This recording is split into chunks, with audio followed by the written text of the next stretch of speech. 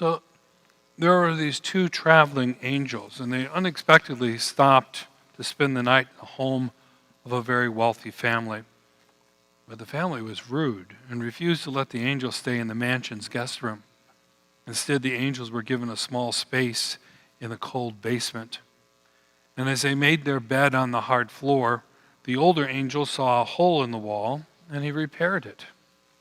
When the younger angel saw this, he asked, "After these people have treated us so poorly, why are you helping them?" And the older angel replied, "Things aren't always what they seem." The next night, the pair came to rest at the house of a very poor but very hospitable farmer and his wife.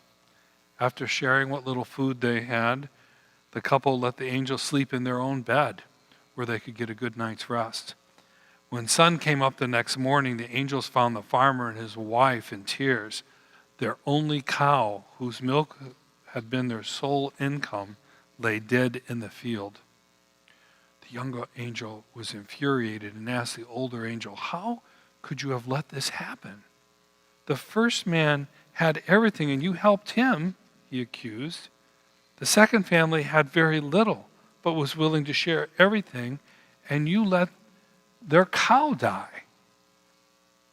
"Things aren't always what they seem," was the reply from the older angel.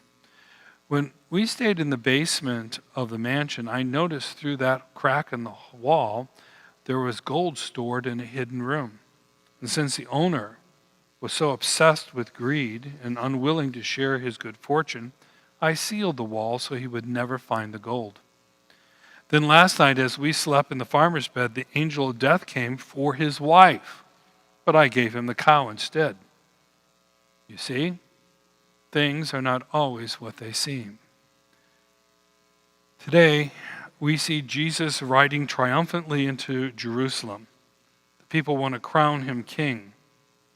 But just a few days later, some of those same people are shouting, "Crucify him." Things are not always what they seem. Sometimes we get upset. We don't like the way things are going. They go in a way that we don't expect them to. None of us expected that we would be forced to stay in our homes in order to socially distance ourselves from our neighbors, co-workers, and even family members. A person with little faith might be tempted to panic or go into a depression. People of St. John, hold on to your faith. Trust that every outcome is always to your advantage in the long run. Believe that God has and will continue to bless you.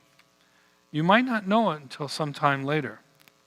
It's exactly at times like this that we need to remember and remind ourselves over and over, things are not always what they seem. Let the church say, Amen.